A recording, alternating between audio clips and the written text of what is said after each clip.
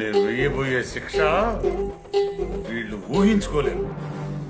మహా అయితే ఏం చేస్తారు సార్, ఎన్కౌంటర్ చేసి వాళ్ళని గల్లం చేస్తారు, అంతే కదా. గల్లంత చేస్తామా?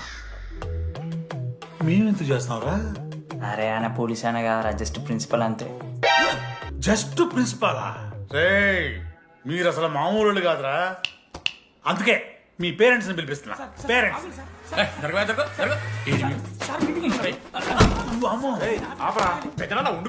ఎవరికి పెద్దనా? సరే చిన్న పంపిస్తావా అండి?